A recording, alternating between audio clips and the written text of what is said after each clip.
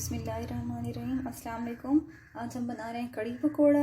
सबसे पहले हम कड़ी बनाएंगे। उसके लिए हमें चाहिए 1 कप ऑयल, 2 दरमियाने प्याज, दो टीस्पून जो है टेबल स्पून अदरक लहसुन का पेस्ट, 4 हरी मिर्चें और ये ड्राई स्पाइसेस हैं हमारे पास, 2 चुटकी हल्दी, 1 टीस्पून जो है वो खुश्क धनिया है और नमक हस्बे जायका, और मिर्च भी आप अपने हिसाब से डाल सकते हैं।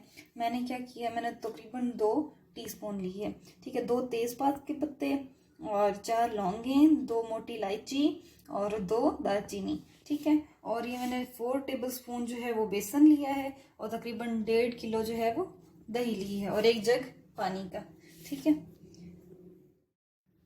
सबसे पहले हम एक बोल लेंगे, उसमें हम क्या करेंगे, अपनी दही डाल देंगे, ठीक है।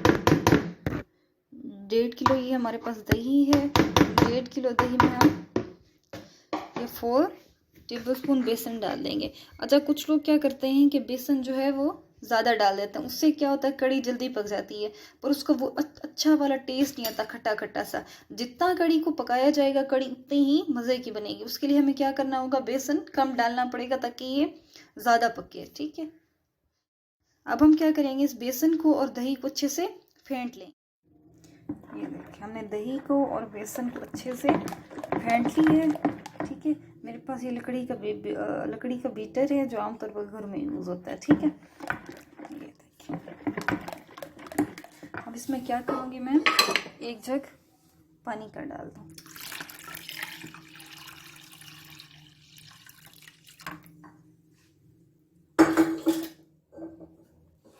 हम इसको अच्छे से मिक्स कर लेंगे।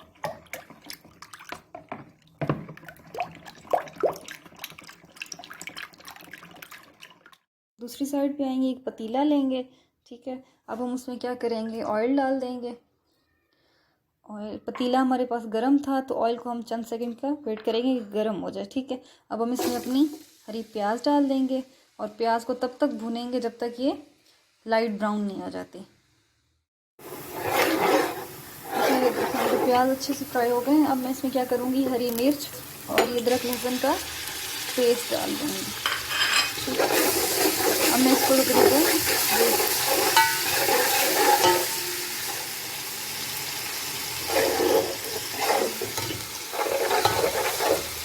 इसको मैंने तकरीबन 30 सेकंड के लिए भून लिया है, ठीक है।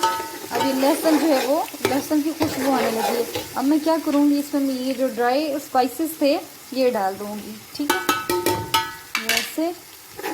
अब इसको मैं अच्छे से भून लूँगी।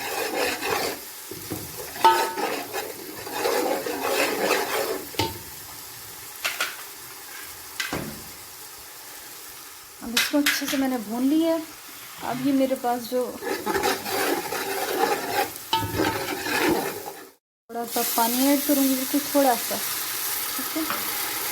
पानी ऐड करने के बाद इसको थोड़ा सा भून लूँगी।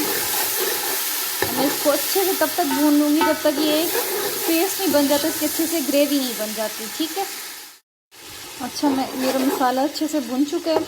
अब ये मैंने जो लस्सी में पानी डाल के, दही में पानी डाल के लस्सी बना ली थी और उसमें मैंने बेसन ऐड किया था, ठीक है। अब मैं इसको क्या करूँगी, ये जो मैंने मसाला भुना है इसमें ऐड करती हूँ, फिर आपको दिखाती हूँ। दही, बेसन और पानी को क्या कर दिया, मसाले में डाल दिए। अब मैं इसको तकरीबन हल्की आंच पे 3 घंटे के लिए पकने के लिए छोड़ दूँगी, ठीक है। जितना ज़्यादा आप इसको कड़ी को पकाएंगे उतना ये ज़्यादा मज़े की बनेगी। जितना ज़्यादा बेसन डाल देंगे, उसको आप टाइम कम देंगे पकने के लिए तो उसका वो टेस्ट नहीं आएगा अच्छा। ये तकरीबन हल्की आंच पे मैं इसको छोड़ दूँगी 3 घंटे के लिए। ये देखिए, कड़ी मेरी तकरीबन थिक हो चुकी है। 3 साढ़े 3 घंटे इसको पकाया है। उधर से ये मैंने पकौड़ों का बैटर जो है वो रेडी कर ली है। अच्छा, इसमें मैं पकौड़े तो सबको बनाने आते हैं, इसमें मैं आपको एक टिप देना चाहूँगी। टिप ये है कि जब आप पकौड़ों में आलू डालते हैं तो आप उसको हाफ़ बॉईल कर लें, फुल बॉईल नहीं करना, हाफ़ बॉईल करना। उससे आलू जो पकौड़े होंगे वो बहुत क्रिस्पी और बहुत मज़े के बनेंगे, ठीक है। पकौड़ों को फ्राई करेंगे और डायरेक्ट जो है वो कड़ी में ही डालते जाएंगे।